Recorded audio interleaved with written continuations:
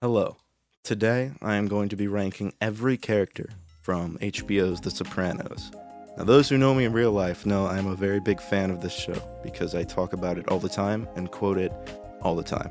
And I can be a little annoying about it, but that's just because I have lots of thoughts about it.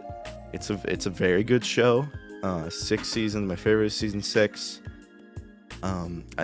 What's really good about The Sopranos, in my opinion, is its ability to write the characters over really long periods of times throughout the seasons and not feel drawn out.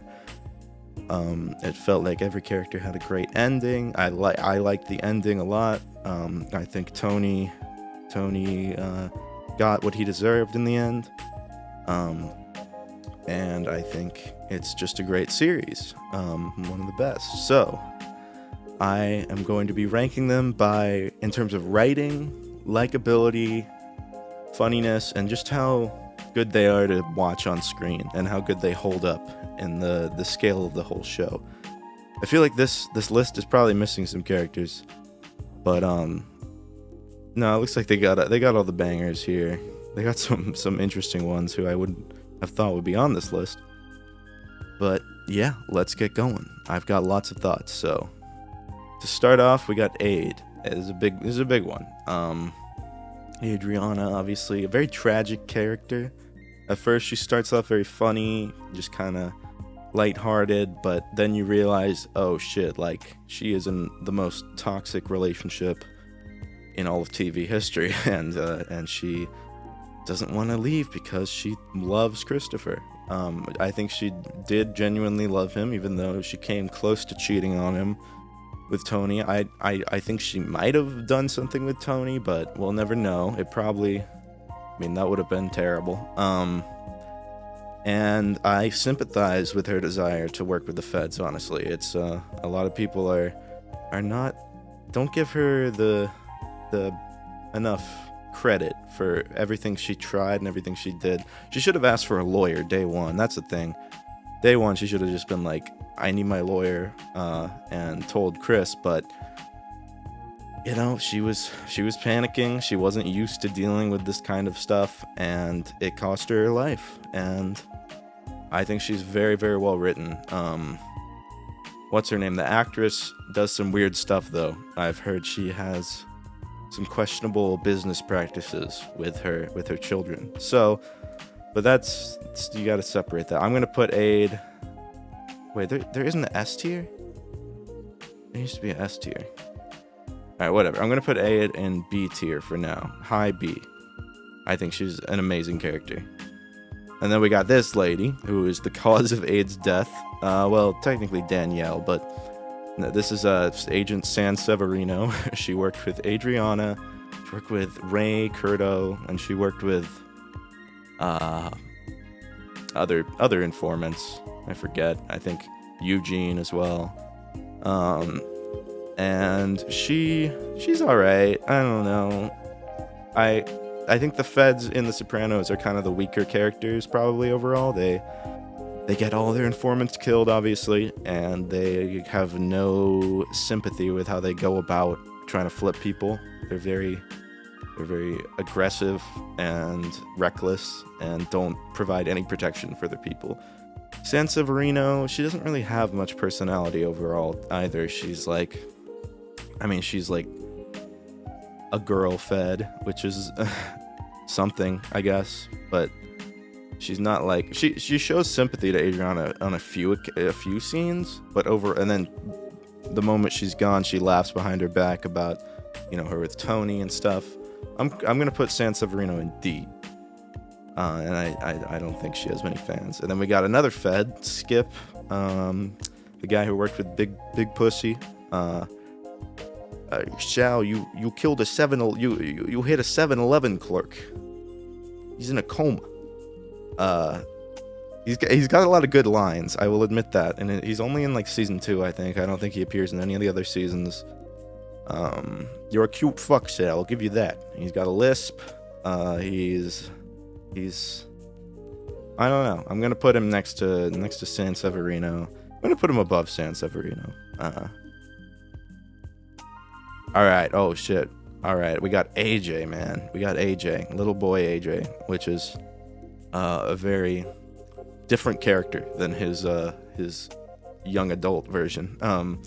Throughout the seasons, we see AJ really go from this innocent, cute kid to just this picture of everything that's wrong with Tony, pretty much. We see him lose all of his innocence, once he realizes his dad's a mob boss, and pretty early into season 1, that pretty much brings his whole worldview into question. He's like, shit, what, like, I am living, a lie, pretty much. And once he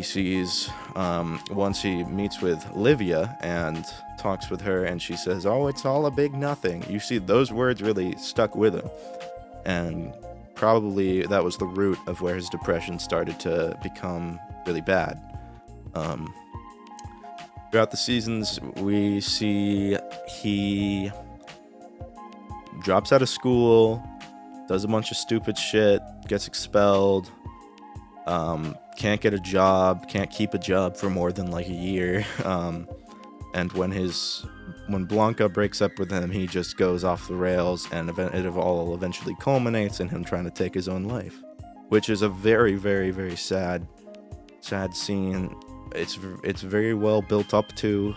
He wasn't able to pull it off, but the way he was trying to do it was disturbing, and Robert Iller's acting is really amazing throughout these seasons.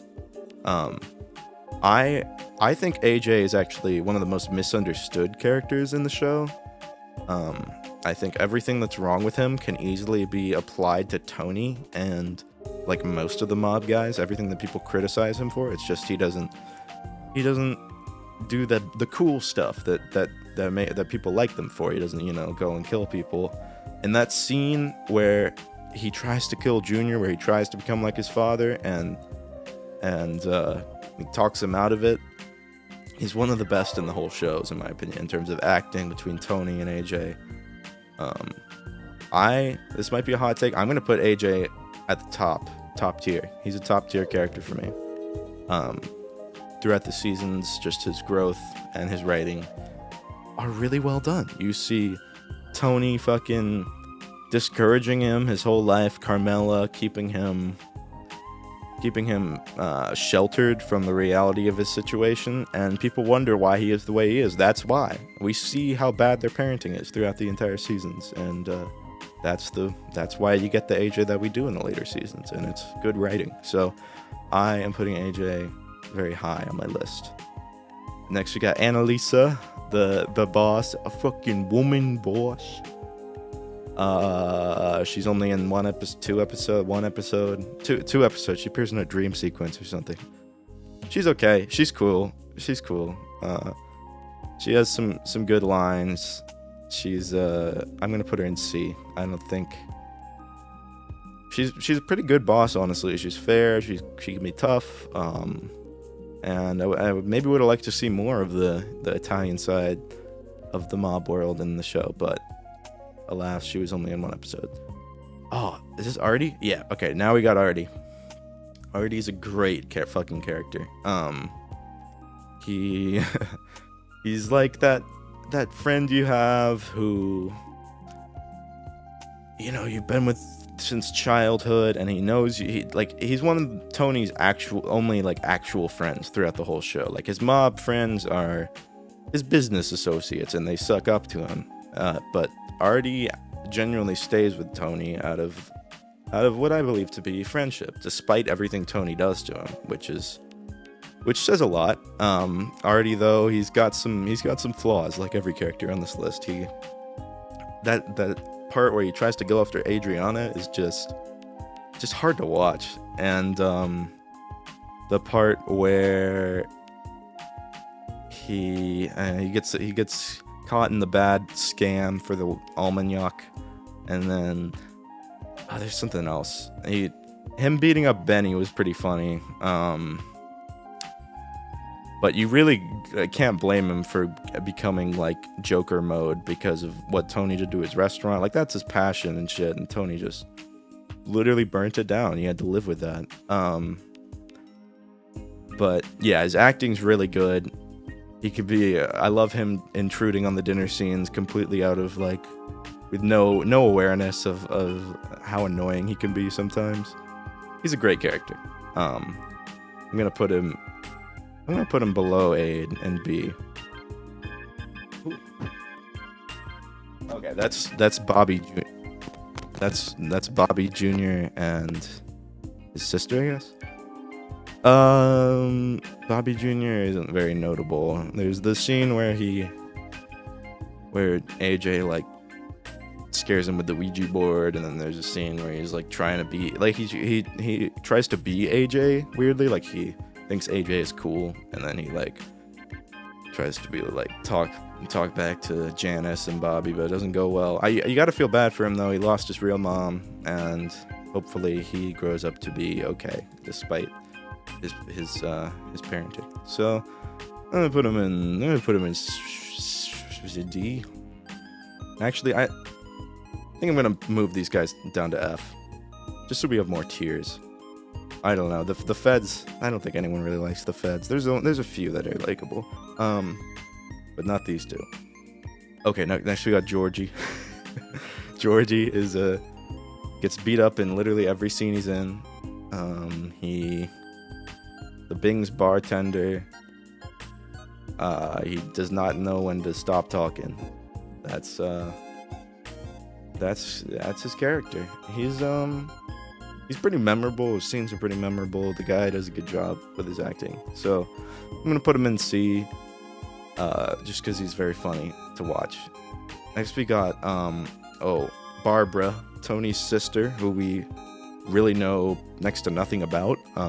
But you gotta love her because she managed to be normal despite being born into the Soprano family, which is quite the feat. So that's why I'm gonna put her in B tier. I think she shows that Tony and Janice could have been normal. Like, it's just their problems prevented them from being normal, like Barbara, honestly. Beansy's a good character. You gotta feel bad for Beansy. He tried to offer his veal parm sandwich, but it did not go well for him, and he ended up paraplegic. But luckily he got a ramp, and now he's chilling in Florida at the end of the show. So I'm gonna put Beansy in C as well, because I mean C is like good. I'm gonna put C is good. A is like S tier, and B is like really good. C is good. D is not good. Or D is like not good, but not bad, you know. And then F is just like straight up bad. So now we got Benny, the fiber optic cable man himself. Benny's a good guy. He's a good made guy. He's funny. He's got a really good mob voice, really good Jersey accent. He doesn't really do much. He gets beat up by Artie, which is pretty embarrassing. It's pretty embarrassing. He gets his get back a little bit, but that's still pretty embarrassing. What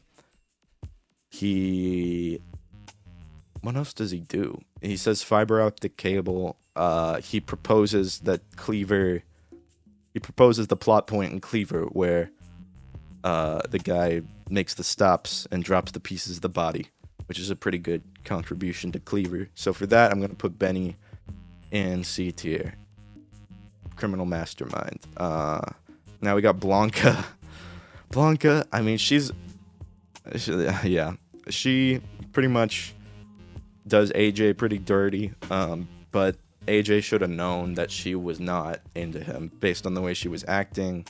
AJ could not read her social cues or her real feelings for him, despite how obvious they were, and he kind of forced her into like a more serious relationship where she clearly wasn't into that, and then it all culminated in her just leaving him, like out of nowhere, and that broke his heart. But you really can't blame her, you know. She was kind of straightforward, like, I kind of go around a lot. So AJ probably should have known not that things weren't gonna go very far with her. But overall, she doesn't have that much personality, so I'm gonna put her in D.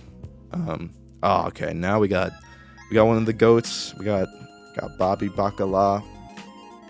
Now in the mob, in terms of the maid guys, right? Bobby is one of the most innocent. Everyone is always like, "Oh, Bobby, my sweet guy," but by the final season, he's really not innocent anymore. He gets, corrupted by Tony and by his profession, and he kills a man. He kills a pretty innocent man just for some weird French Canadian guys in cold blood, And I know Tony made him, but he still did it, and you got to live with that, everyone is judged by their own actions. Quasimodo predicted all this. One of the best scenes. But I really liked the way in his final episodes, he was really like, he became like the underboss, and he was really like respected and became like the next in line, kind of took Chris's position as the next in line for the throne, potentially. And I don't think he'd be a good boss, but he's like a decent, he's loyal.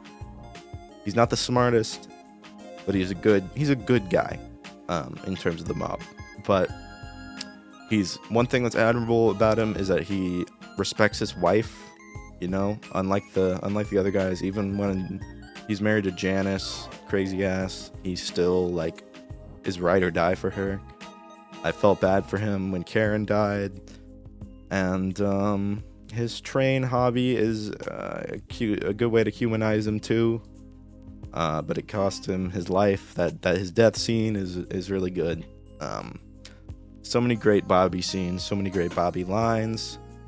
I think his actor's not the best guy from what I've seen of him, but Bobby is undoubtedly an A-tier character. Yeah, Bobby is undoubtedly a top-tier character. Now we got Carmela. Now people have a lot of feelings about Carmela. People either treat her like Skylar White, or they treat her like Kim Wexler, in terms of like, Carmela is the queen, she's the best woman in the show, or they're like, stupid wife, hypocrite, but I'm kind of in the middle between those 2 points. I think between her and Tony, obviously she's a lot better of a person than Tony. I think everyone should agree with that. She doesn't kill anyone. She threatens people. She's manipulative to her kids, especially, and she looks good in every episode. She always got the good outfits, but she's a very materialistic woman. Like, all it takes is for Tony to just give her spec house or a new fur coat, and she'll be fine with going along with his criminal deeds, and then berate him about it, which is hypocritical for sure. But I think the fact that her and Tony met as high school sweethearts is a very important detail about their relationship. Like,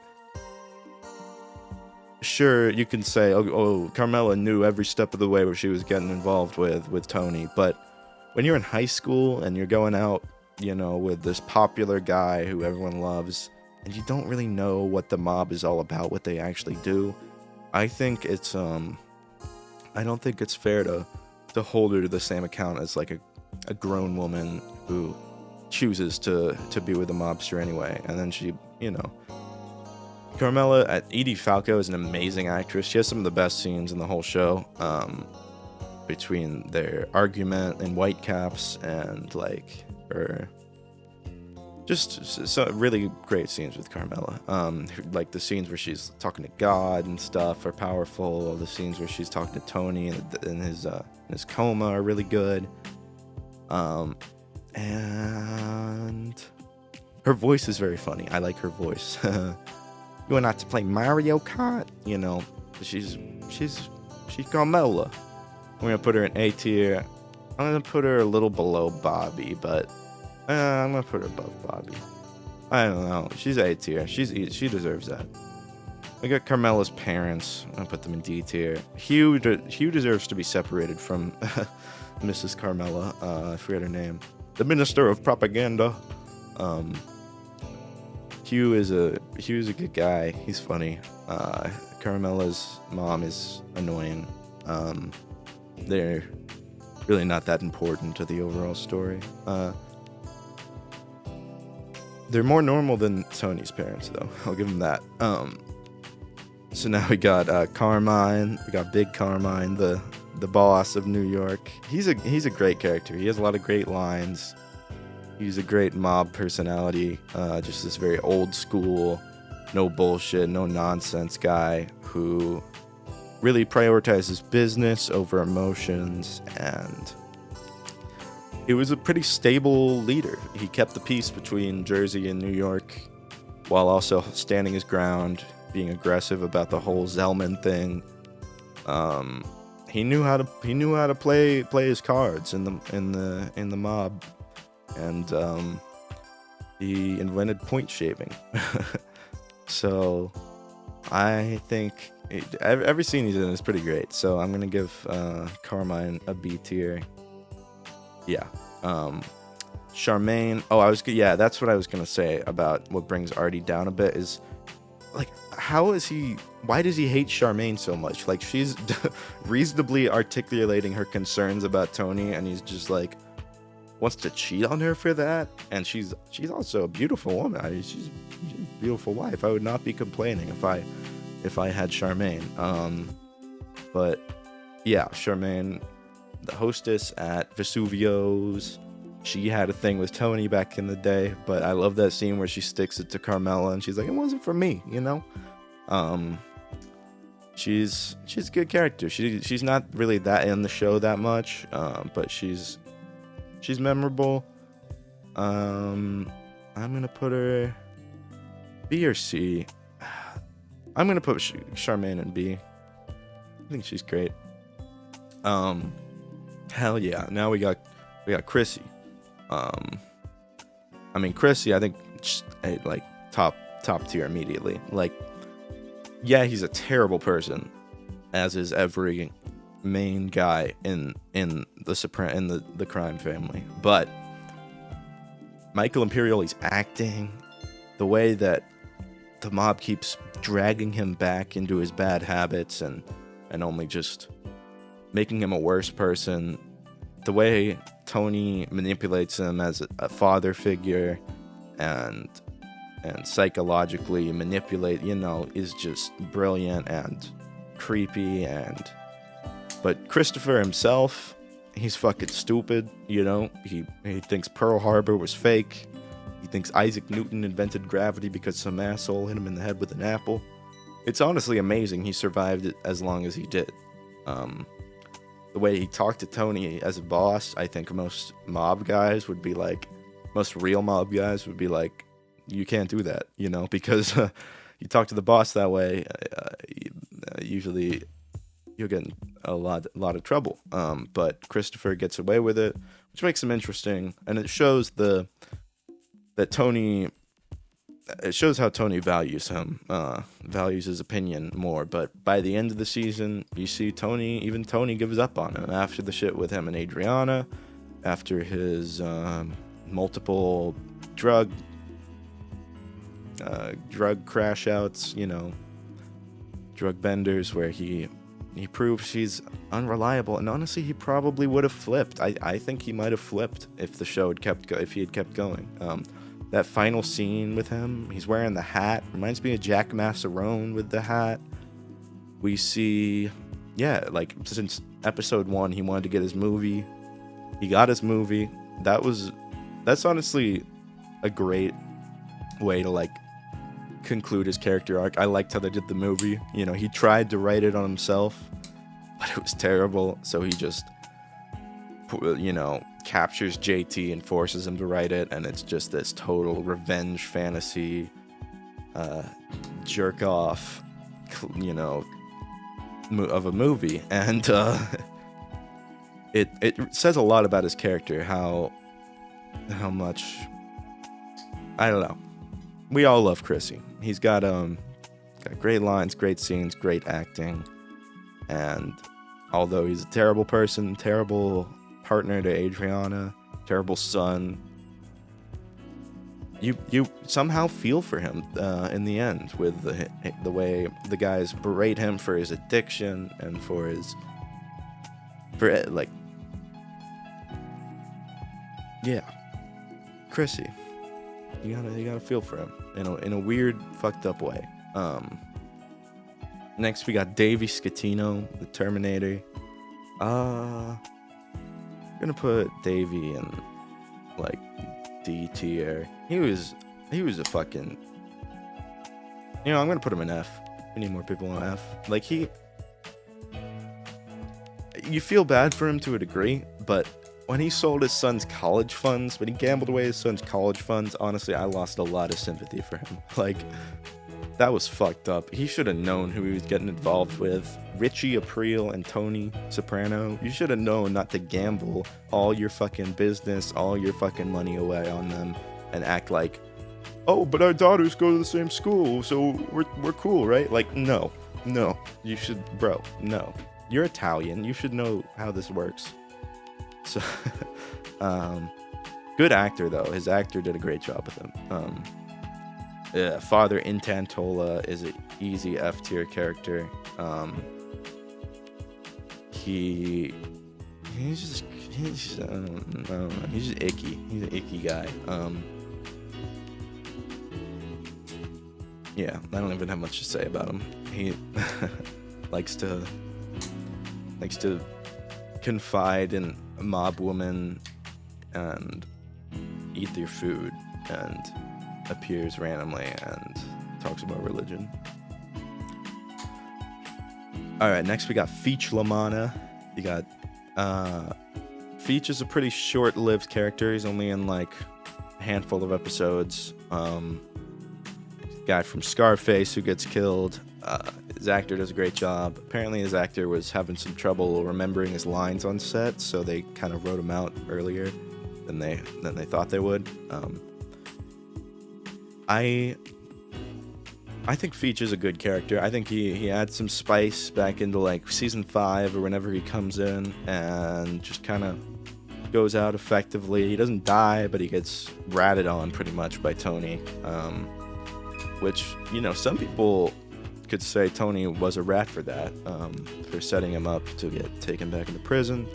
But it's part of the game. It was a smart move by Tony. Feech, pretty arrogant old guy. He wasn't gonna last long either way. The shit he was saying and just the way he viewed Tony as this insubordinate little punk, despite him being the boss these days, was bound to not end well. So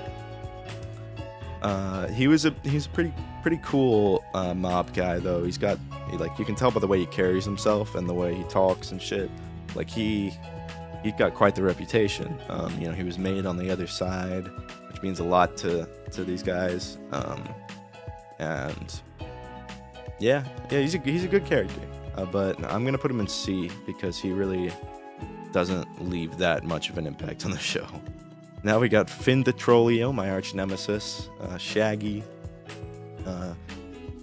He's honestly a pretty good character. Like, he's how I feel like I and a lot of just like normal guys would just act in this type of world. He's just freaked out the whole time. Like he thinks he's just getting like good relationship with this girl who he finds hot, Meadow, and he's like thinks he's in a normal relationship until he starts to realize, okay, her parents are fucking insane and the shit they're involved in is terrible. And the scene where he goes to talk about Vito it's pretty genius writing. It's pretty awesome.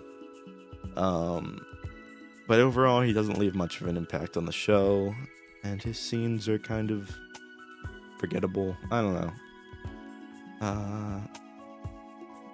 So I'm gonna put him in C. I'm gonna put him at the end of C. Next we got Artie. Or no, Furio, sorry. Yeah. Okay, Furio. Everyone loves some Furio. He's one of the most likable mob guys, despite being pretty monstrous force when he needs to be. Which makes him pretty interesting. The boss man, HD TV compatible. Got a lot of good lines. The guy does a great job with the Italian accent. I didn't realize he wasn't Italian. He's like totally American. The ponytail is good. I think his stuff with Carmela, it doesn't bring him down, but it's not. It brings him down a little bit for me, just because it kind of gets unresolved, and it felt like it kind of became his whole character after a certain point, which kind of liked him being like a badass Italian guy in the mob better than just like Carmela's side fucked up love interest that's doomed for failure. So, and then he just kind of leaves, goes back to Italy, and Tony thinks he's got guys after him, but Furio's probably fine. We all love Furio. I'm going to put him in high B tier, a little below Aid, and yeah, I'm going to put him a little below Aid. Ginny Sack. Ginny, I kind of feel bad for Ginny. She's honestly a sweet lady. Like, I get why John was so ride or die for her after what he heard about her, because she's a nice Rubenesque lady. She tried to, that scene where they have the fight about her eating the candy and stuff is pretty touching in terms of like these Johnny Sack actually being like a pretty caring and loving husband, compared to most of the other mob guys. And that scene where he is on his deathbed and she offers him the cigarette is pretty touching. Overall, she doesn't have that many memorable scenes. So I'm gonna put her into C. Okay, we got Hesh. One sec. Hesh is a pretty good character.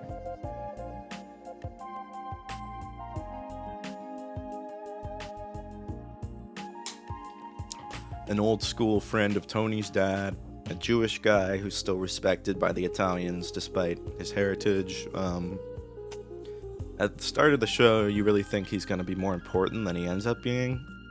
He kind of takes a back seat for the middle seasons and doesn't really do much. He's got his record company, he's got his Shylock business, and at the end of the show, he pretty much grows totally distant from Tony, and he's really, the scenes where Tony's interacting with him, you really realize how far Tony has fallen from season 1, because Tony is just such a dick to him for no reason, threatening him, scaring him, and being a bitch about his money that he owes him, that he just hadn't paid back in fucking forever. And yeah, Hesh, he's got some flaws too. The shit he did with Massive Genius and probably a lot of other black artists exploiting them is pretty fucked up.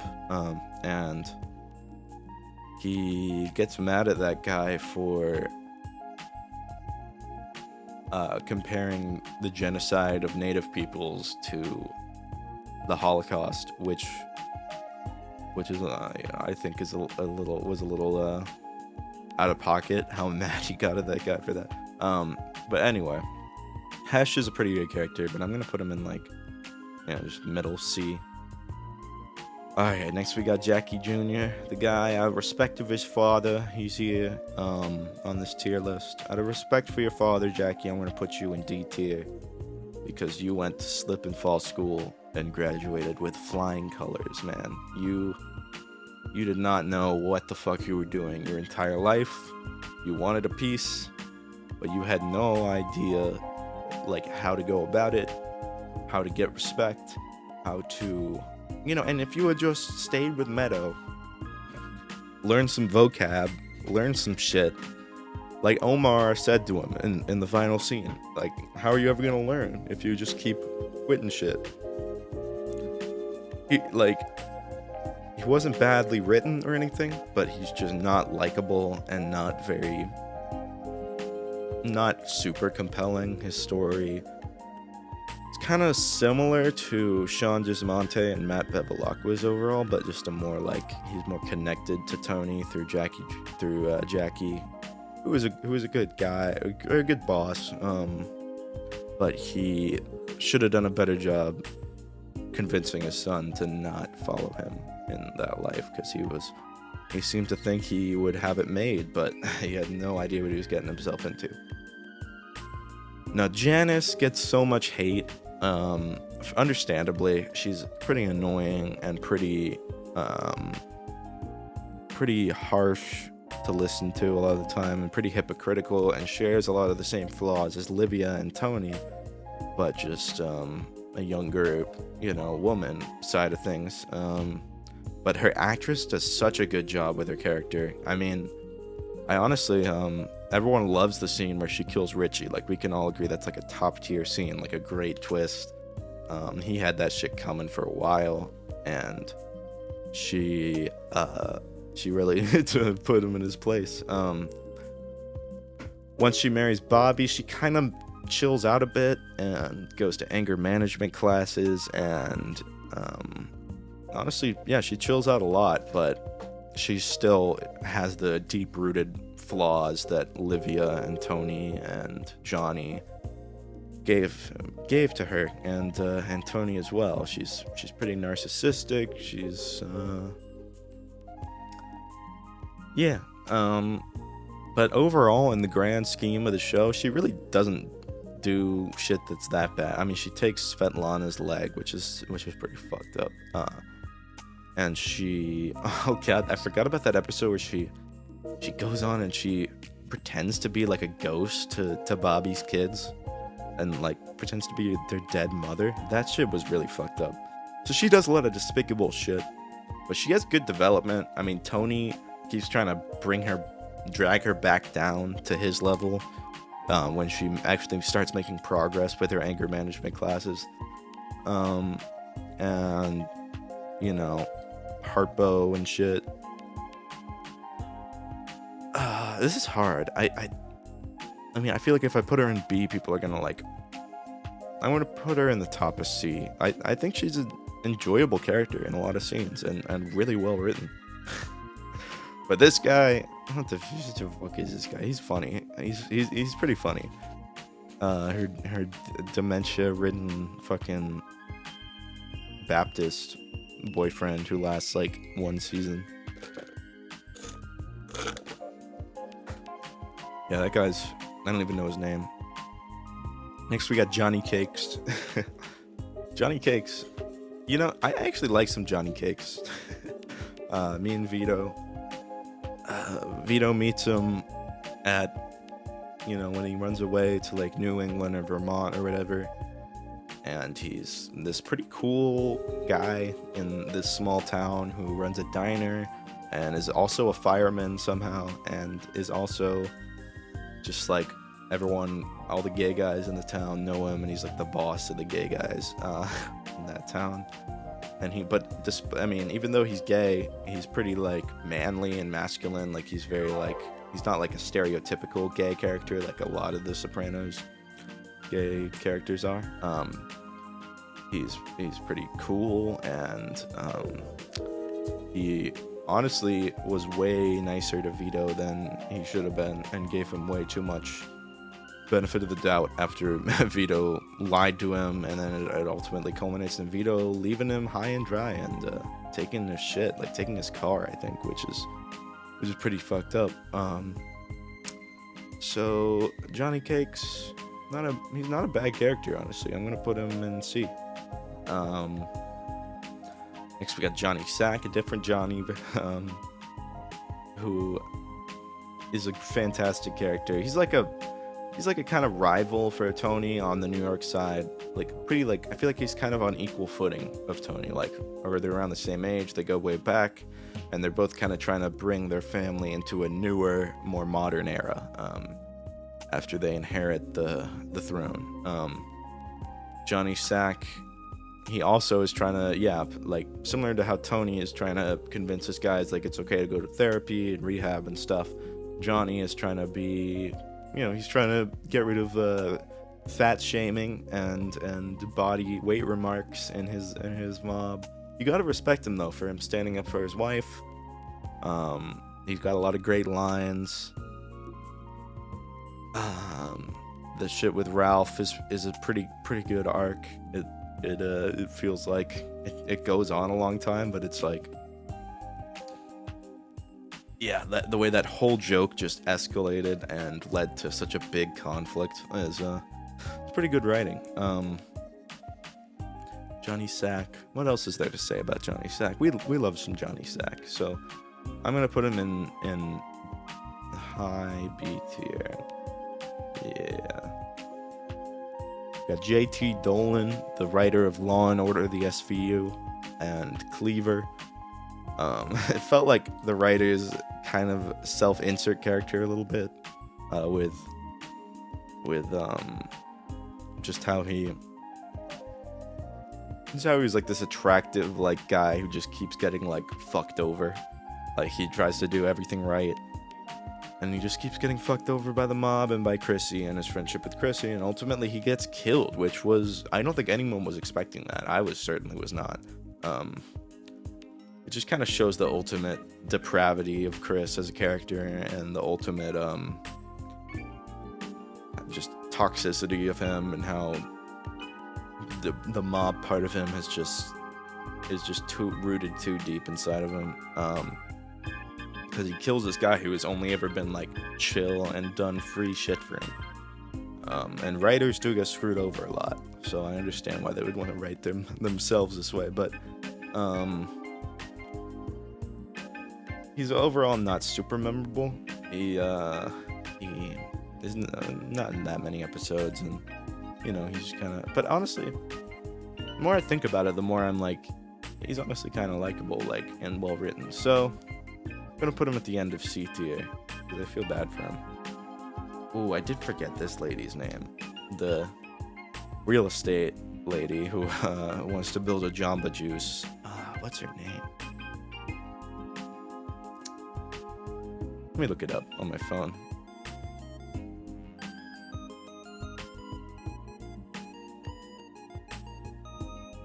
She's a pretty good character. Juliana? No. Yeah? Yeah, Juliana.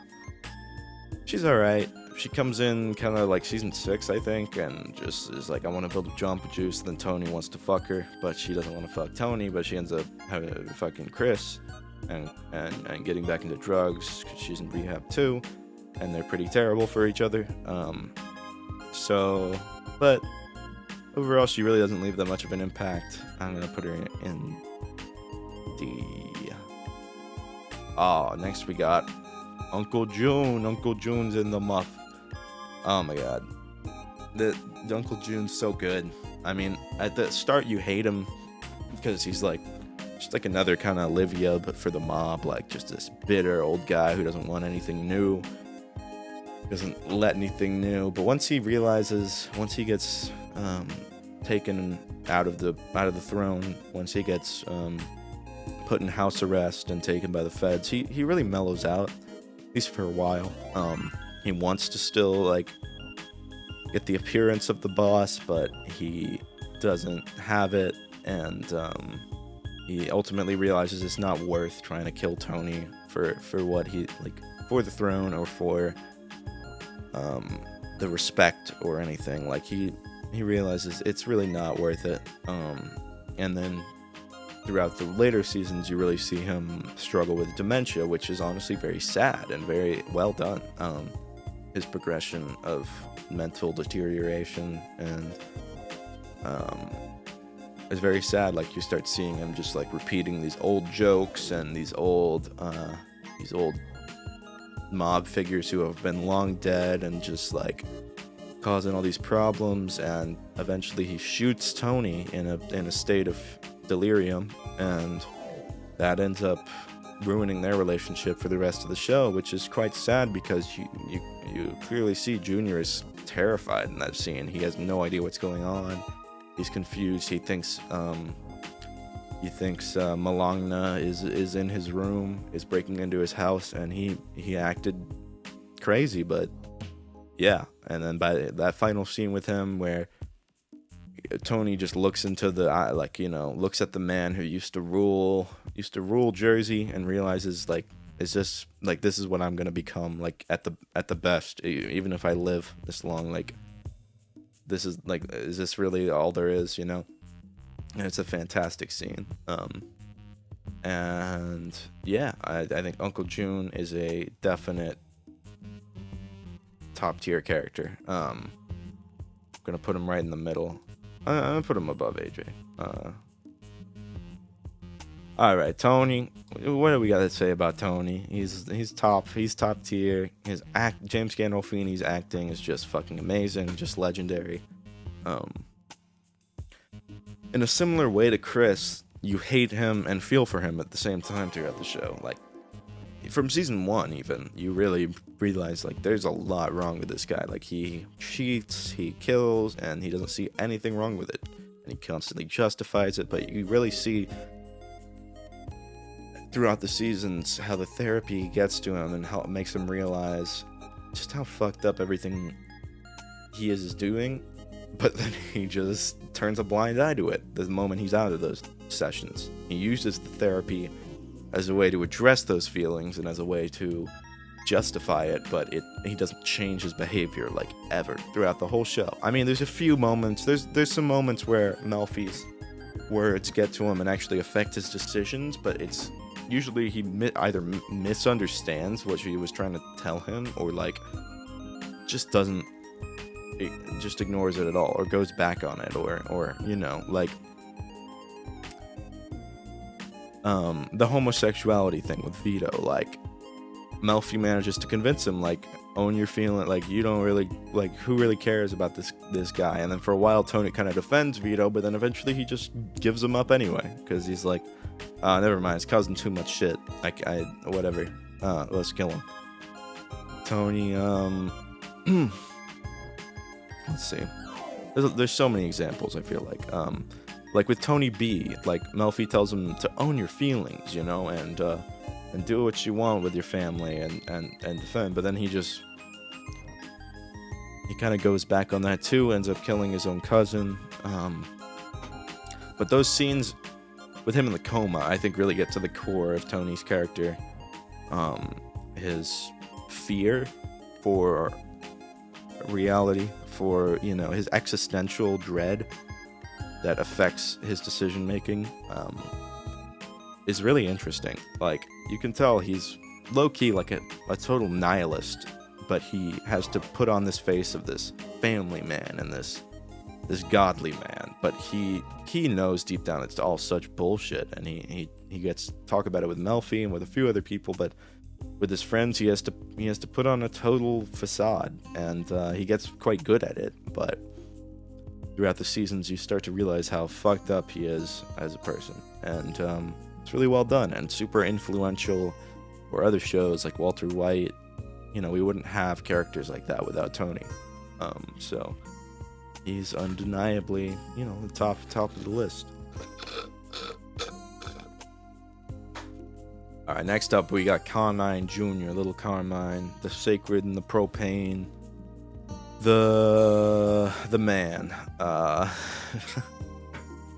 Some people think Little Carmine was the mastermind, when he talks about Billy and brings that up. Who knows? Maybe he was. I don't think so. I think he's a funny character, though. I think Little Carmine definitely deserves a B tier. Just how many great fucking memorable lines he has. The Sacred and the Propane. You got the bit of a poseur, if you ask me. I'm reminded of Louis the whatever's financial minister, the something. I mean, how does he deliver those lines so well? How did they write that and the guy fucking found a way to make them sound natural? He's like, everything he says, it's like, you gotta do a double take. He's a very funny character. He's very good. You got Eugene, very sad, very tragic character. Season 6, first episode, I remember he just kind of takes center stage, and he was made with Christopher. He takes center stage and he wants to go to Florida, but he's not a fucking hockey player, and he exhausts all of his options throughout that episode until he ultimately realizes, I'm never gonna go to Florida, and I'm also never gonna make it that far on the mob. I'm snitching. They're on to me probably because I started acting all weird about Florida, and his wife hates him now, so he takes his own life, which is a very fucked up ending. But a lot of mob guys, I bet it happens. So Eugene is a good character. I'm gonna put him in B. Livia, no, she's like the evil mastermind behind the whole Soprano family, pretty much. She was clearly going to have a much bigger role in season 3 and stuff, but then sadly the actress passed away. She did such a good job with this hateable character. Made her funny, memorable, entertaining, and just like really like fucked up parent figure that sets the stage for how fucked up Tony is going to become. Throughout the seasons, you see Tony adopting a lot of her manipulation tactics and mannerisms. You know, oh poor you, and the way he treats AJ and Meadow starts to mirror, honestly, how she treated him. You know, constantly putting them down and constantly telling them they're not good enough, and constantly, you know, acting like the victim when they want to choose another path. And yeah, she's hilarious. She's great in the 2 seasons she's in. Rest in peace to the actress. Yeah, I'm gonna put Livia in A tier. She's great. Great character. Love to hate her. Meadow. Now, Meadow,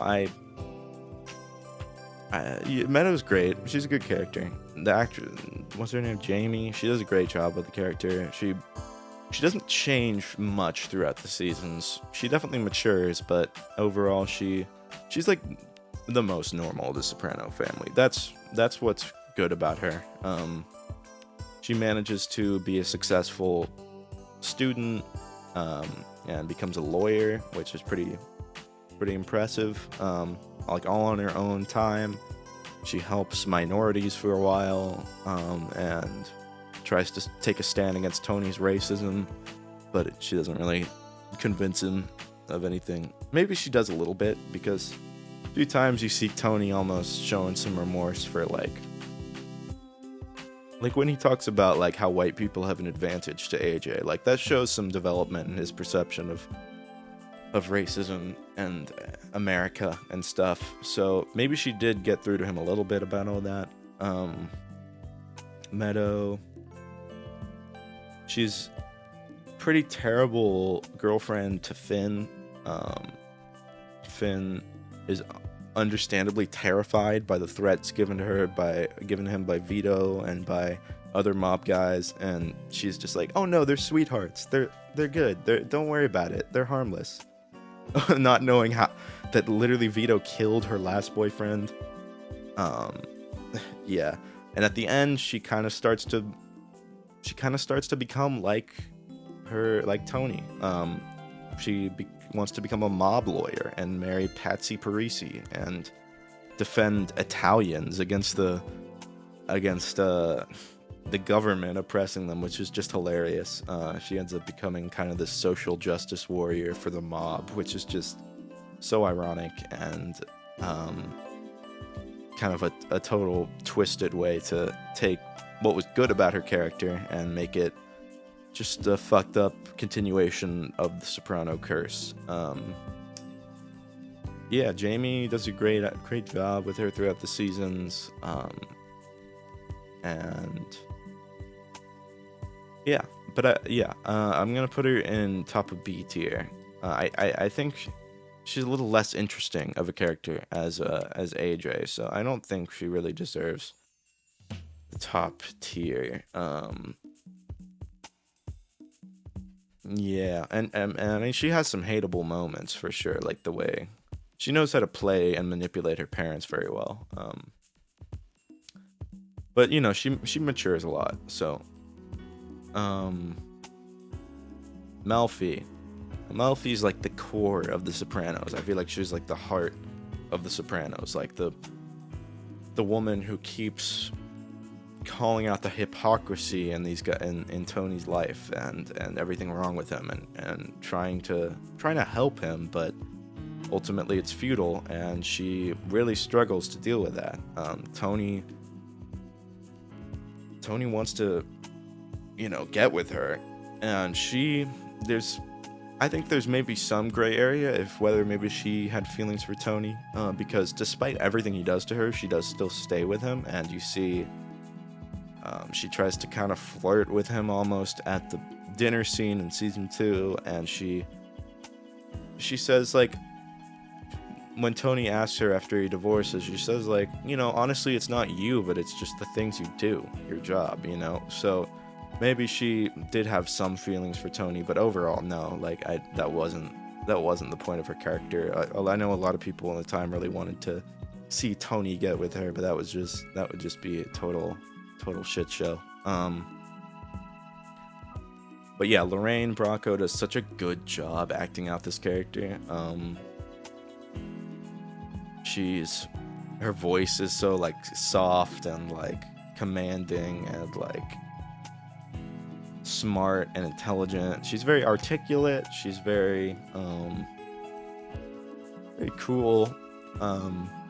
And she's very moral. Like, her moral code stands up throughout the whole seasons. There's maybe a few times where she starts to defend Tony too much or adopt some of his toxic attitudes, but ultimately she stands tall in the face of Tony trying to bring her down to his level so he can feel better about himself, like with the employee of the week guy. Although that was terrible, and I would have understood her for choosing to take that guy out. I think it was good writing to have her not choose to become a murderer, because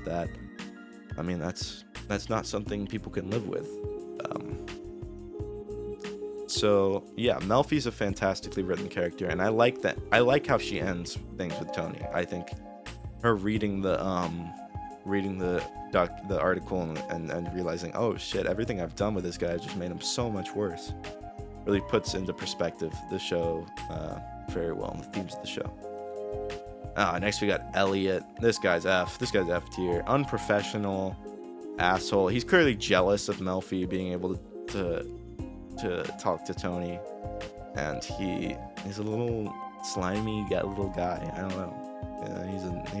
He's not as smart or as cool as he thinks he is, and yeah, I don't think anyone really likes Elliot.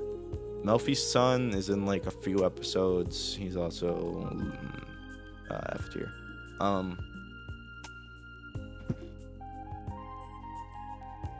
Okay, that's Sal, right? That's Sal, the guy who discovers Vito. What else does he do? He discovers Vito at the gay bar.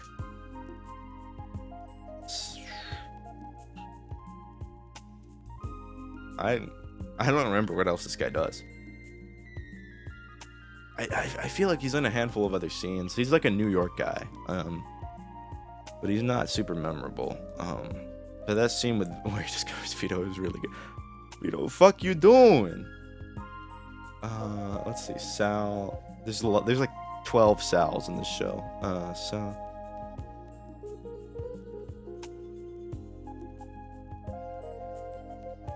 Let's see. Let me see if I'm... Sal Iacusa, that's right. Sal, because Carlo's like, from Yonkers, I know the guy. Iacusa?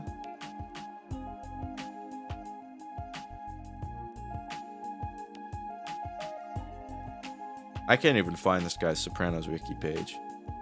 Is it Sal? I don't know. I'm gonna put him in D, because I don't remember much about him. We got Noah. Noah's an annoying little guy. I mean, I think people joke too much about the racist scene with him, though. That's a little fucked up thing to joke about, in my opinion.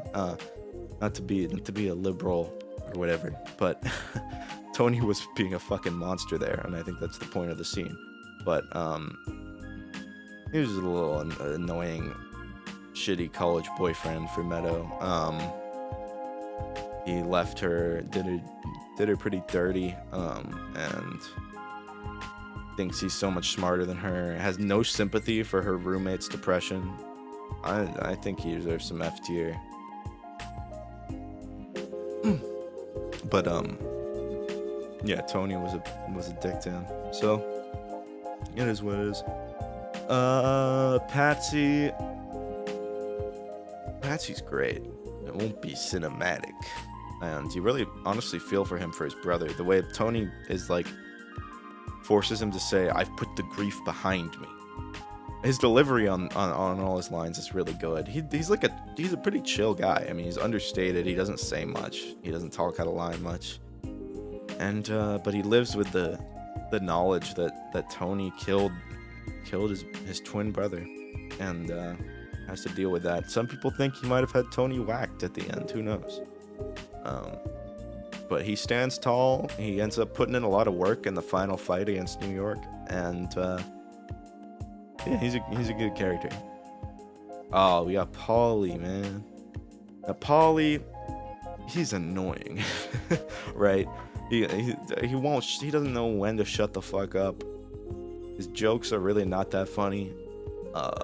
He's the most Italian-looking man. Tony Sirico does such a good job with him because he's actually a fucking mobster. Probably actually killed some people, so he's able to tap into that mindset very easily, and you can tell. But throughout the seasons, he goes from this just like funny, silly side guy to like honestly a pretty monstrous character. Killing the old lady was a big wake up call, I think, for a lot of people. And the way he thinks he's going to heaven is just so funny and just so hypocritical. And I think one of the best scenes in the show is when he gets that glimpse of the Virgin Mary, and it's just this reminder, just this wake up call of like God, who is real in the Sopranos world, or at least it's implied that like God in some form is real. But God is just kind of saying like, you are not getting into purgatory, bro. Like, I know what you've done and shit, you know? He thinks he's going into heaven because of his donations. He'll have to do, oh, I figure I got 10,000 years before I to do in purgatory. Like, no, you are not seeing the pearly gates, bro. You have killed so many people. You extort people. You beat the shit out of people.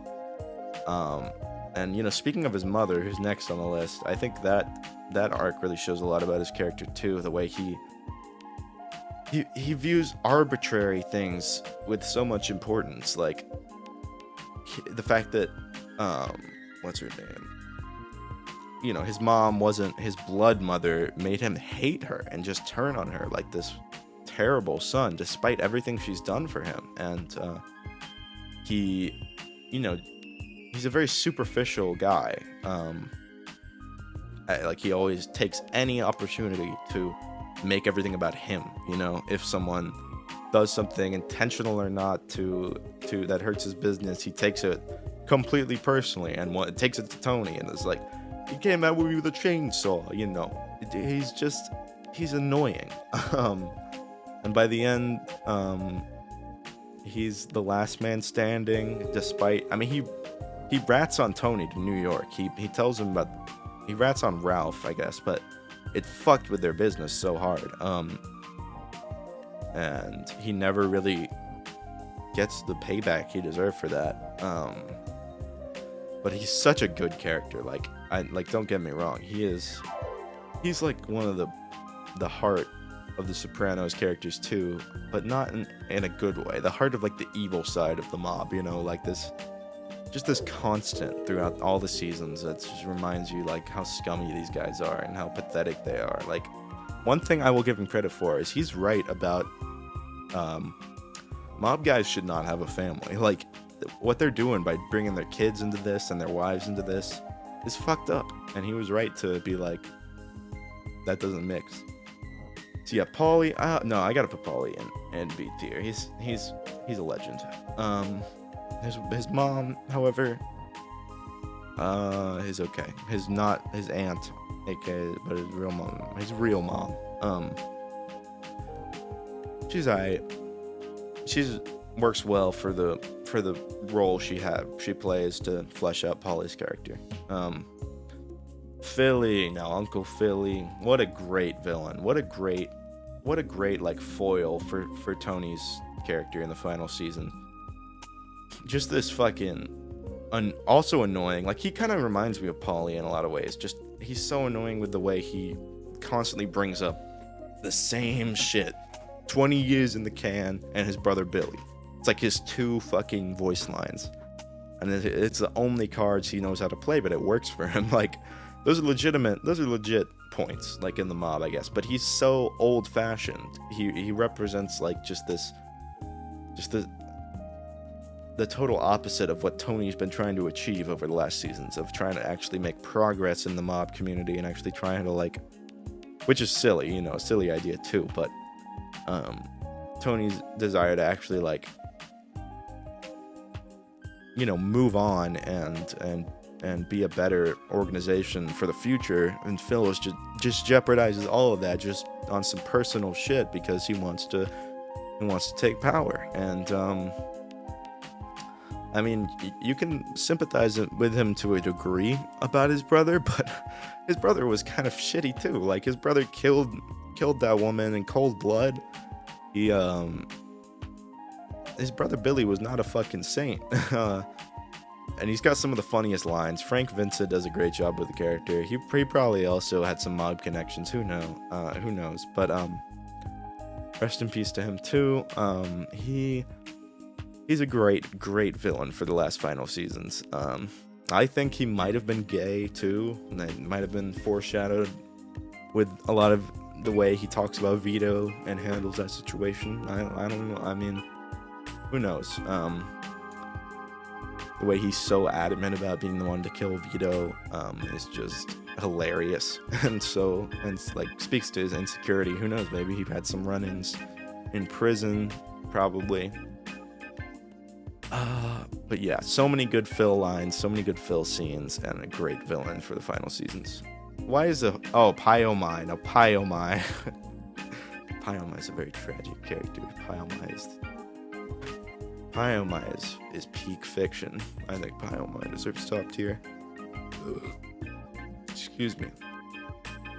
I need some water. Bushy.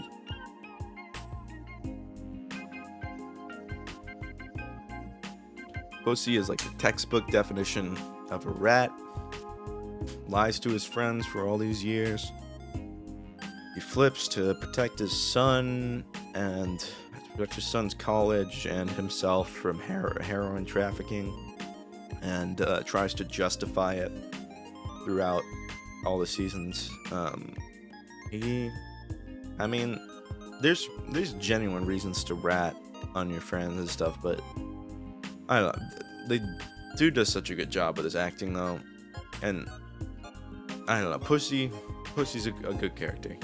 He's very important to the story. He's very important for Tony realizing the mob is all bullshit. Like, this friend of mine who I've been through all this shit with since day one. This day one homie, he was fake too. Like, everyone in this world is fake. Like, that's kind of what Pussy teaches Tony. And he does such a good job acting in that final scene where he's on the boat and he's like, the calling cards. He's so stressed, and you can tell he knows what's gonna happen, but he just can't process it. It's honestly remarkable he lasted as long as he did after what he pulled in season 1 with Paulie and shit. But yeah, Pussy's a good character. I'm gonna put him in B.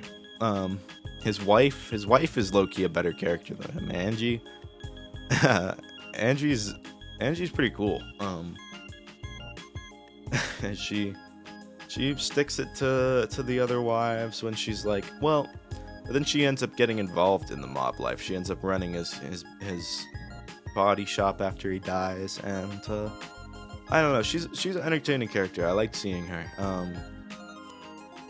I don't know. I liked Angie. I'm gonna put them together now. Ralph, great character too. Yeah, 2 seasons of Ralph, and you meet him and you're like, okay, he's the new Richie. He's gonna die at the end of the season, but he ends up lasting a lot longer. He ends up honestly having more development than I think we thought we would, with how he's introduced with such a cruel act, you know.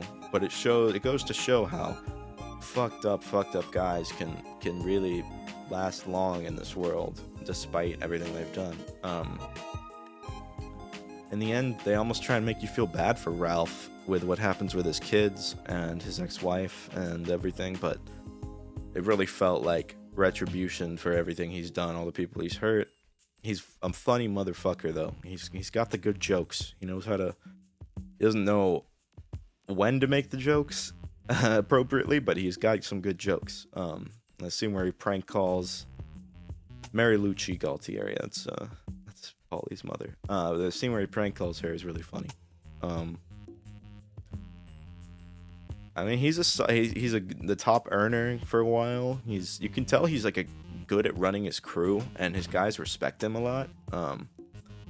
And that's why he was such a threat to Tony. Like he could have taken over if things had kept going the way they were. So Ralph is easily a top tier, like a pretty high tier character in my opinion. He gets what he deserves in the end. He's bad guy. We love to hate him. Raymond is another rat who we really don't know much about. He dies. His last breath is giving away information to the feds, and he takes it. But everyone's like, oh, he's a stand-up guy. The ancient Romans had a word for this guy, asshole. So I'm gonna put him there. Richie Aprile, the jacket, the villain of season 2, the main plot line of season 2. Honestly, comes in, starts a lot of shit, and he gives a good glimpse into the old school side of the mob that Tony has to deal with and fucking hates. You know, these guys who are just reckless, who come out of the can, and we see in the later seasons like a whole genre of these characters, like the guys who come out of the can and expect all this shit and expect like to be treated like princes for doing time. He gets with Janice, and he thinks he knows what he's getting with Janice. He thinks, okay, she's just a woman. I can do what I want with her, and eventually, if I keep with her, then I'll have the soprano blood to claim to the throne and stuff. And he tries to plot with Junior, but he wasn't respected enough to get enough people on their side, so he loses Junior, and Junior tells Tony, and before Tony could take him out, it's his own hypocrisy and it's his own misogyny that gets him killed in the final scene by hitting Janice and not knowing who the fuck he was dealing with, the amount of crazy that is in her. So it was a great ending to his character, and the guy does a great job with the character. I don't know the actor's name, but I think Richie is easily a high tier character. Is that Caitlin?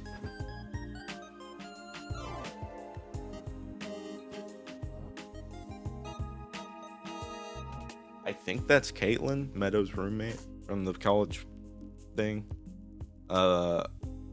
She's pretty hot, I'm not gonna lie. But I'm gonna put her in C. Who is this? Is that the... Okay, is that Rosalie? I guess that's Rosalie. Yeah, that's Rosalie. Rosalie's a good mob wife character. She's pretty consistent. I mean, she goes through a lot, but I mean, what do you expect with the life she's in? You know. I like that scene where she goes to France with Carmela and is like, "Why you gotta be such a drag all the time?" You know, and just like let's have fun. Not everything's about you. I think Carmela needed to hear that, and she's got a lot of good lines. Eat your man of God. Yeah. I think Rosalie's a great character. I think she's one of the more likable side mob wife characters, and she's consistent and appears throughout the show. But I'm gonna put her in C. High C though. High C. Rusty, fucking Mayor Munchkinland, Frankie Valli, random character. Rusty's not super memorable, in my opinion. Him and Angelo made a claim for New York. Tried to take over, but it did not fucking work out in their favor. Yeah, they're missing a lot of characters here. I feel like there's no Angelo, but there's Rusty. That's weird. Yeah, he gets killed in his driveway. Move el automobile. He doesn't know how to speak Italian. He's not super memorable. I'm gonna put him in D. He's funny though. He's Mayor of Munchkinland. So Silvio Dante. He's one of the most likable ones, but he's also a piece of shit. I mean, he's also a bad guy. I mean, you know, Silvio's iconic though, right? But that's the thing with all of the main mob guys. You really can't act like they're good guys at the end of the day. I mean, Silvio kills Adriana in cold blood, and we get a glimpse into how he treats the girls at the Bing through Tracy, and it's fucking horrifying. You see this really dark side of him. He treats his girls like, you know, livestock, you know, and sells them to his men, and only cares about how much money they make him, which is pretty terrible. And he also does the whole Columbus Day shit, which felt a little out of character for him. But anyway, I'm getting a little too sidetracked. Overall, Silvio is one of the most likable of the mob guys. He's very level-headed, you know. He's very chill. He's very funny. He's a walking fucking Italian stereotype. And he's loyal to Tony. I mean, he gives him good advice throughout the seasons that Tony sometimes fails to recognize. So we all love Silvio. He could be top tier, but I'm gonna put him top tier. Yeah, we all love Silvio so much. Hayao deserves top tier. That's Svetlana. She's a good character. I wish we had more of the Russians in The Sopranos. The Russian faction was cool. The Russian organization. She's pretty badass, honestly. She's smart. She's cool. Yeah.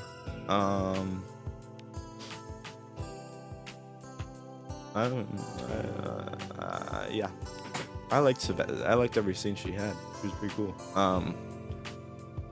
You've got this Italian FBI guy, and for some reason Agent Harris grouped together. They're kind of similar, so I get it. I like Agent Harris. He's definitely the most likable of the feds, but the other guy is not as likable in my opinion. Agent Harris is much more likable than him. Agent Harris manages to actually get info from Tony, and ends up kind of liking Tony, maybe a little too much for what he should be doing, but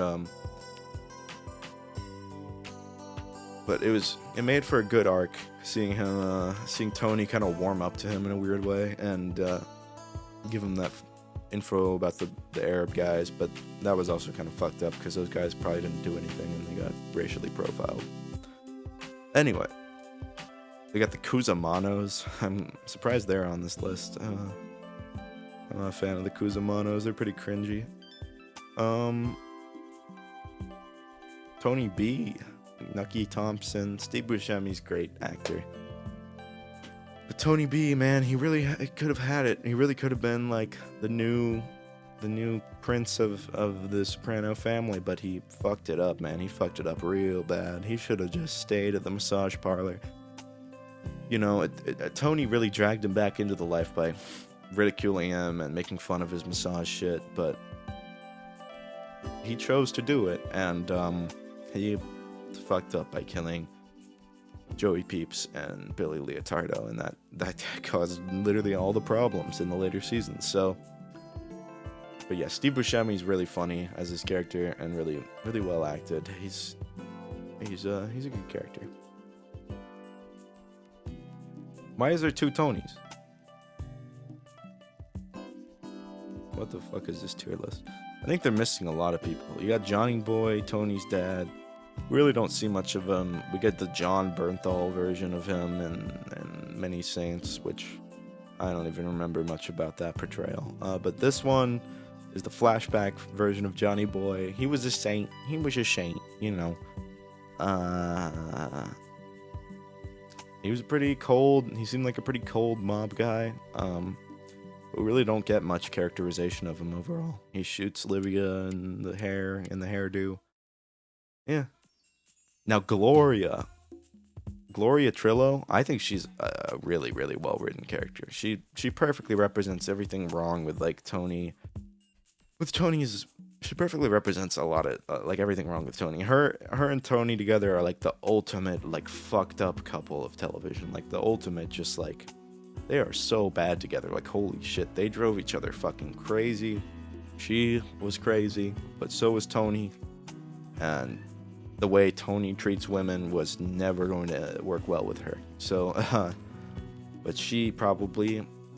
She clearly had feelings of self-loathing and self-hatred. I mean, that's why she was in therapy. And, I mean, she did not deserve to be driven to suicide by Tony's actions. I like Gloria Trillo's character a lot. I think she's a very dark character in this world and a very, very dark representation of how Tony's actions, the consequences Tony's actions have, and how little he thinks about what he actually is doing to these people, especially women. I'm gonna put her in high B tier. I like Gloria. But I do not like what's her name? I forget. I forget her name. Wow.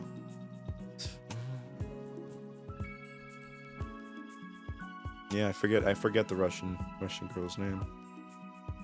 It'll come back to me, but yeah, she's a little annoying. I don't know. I think she kind of overstays her role in the story, honestly. She ends up causing the divorce pretty much by calling Carmela, and I mean, she's not a bad written character by any means, but in the grand scheme of things, I don't know. Honestly, I'd probably want to put her a little lower.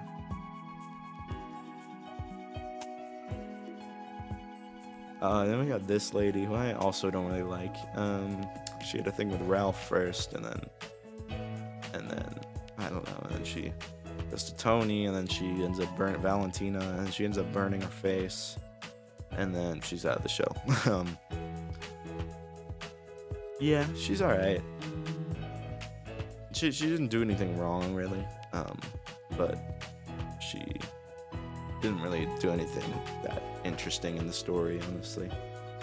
Just yet another side love interest skooma for Tony. Then we got this guy, Neil, Tony's lawyer.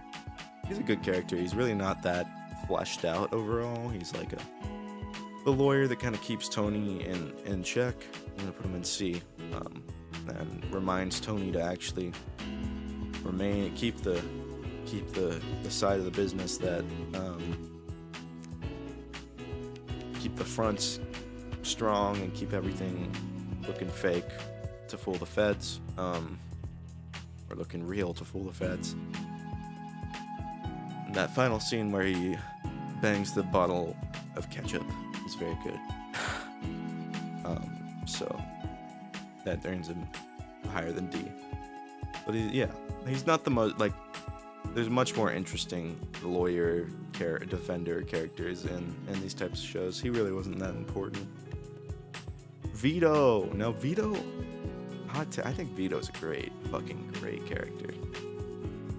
I'm gonna put Vito in high B tier. People hate the Vito arc way too much. I could talk about the Vito arc for a while.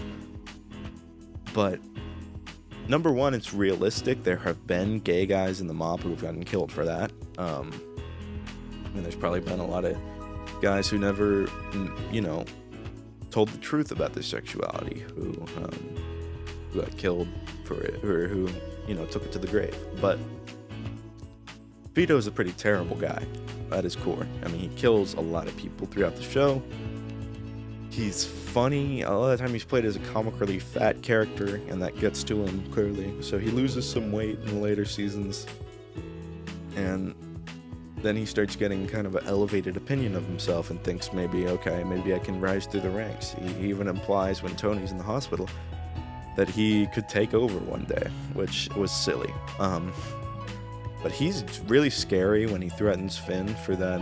Well, it's funny. It's funny, but he is like, I would be terrified if I was Finn. And yeah, he wasn't the best about hiding that shit he was up to. It was only a matter of time until they were gonna find out. But I really like seeing the way that a gay member of the crew who they all trusted, the ripples that had throughout the crew, and the way everyone reacts is really entertaining to see. And the way Phil makes it such an issue when it's really not that. I mean, I know that in the real mob, like, that would be, he'd be dead the moment they even heard about that. But it just reveals a lot of the hypocrisy of these guys, and the way that they're just so eager to kill anyone, you know. Especially Phil, who, you know, goes from being really close to Vito, just turns on him with a drop of a fucking hat, and turns around, does a complete 180, and is acting like he's a spawn of Satan. So Vito, I think Vito's a well-written character. You see him rise through the ranks too. Like, he goes pretty much from Ralph's like piss boy to top captain in the family, and he earns well, and he knew how to carry on Ralph's business well. I think Vito's a good character. Ultimately, though, his decision to return back to the family, to Jersey, was fucking stupid, man.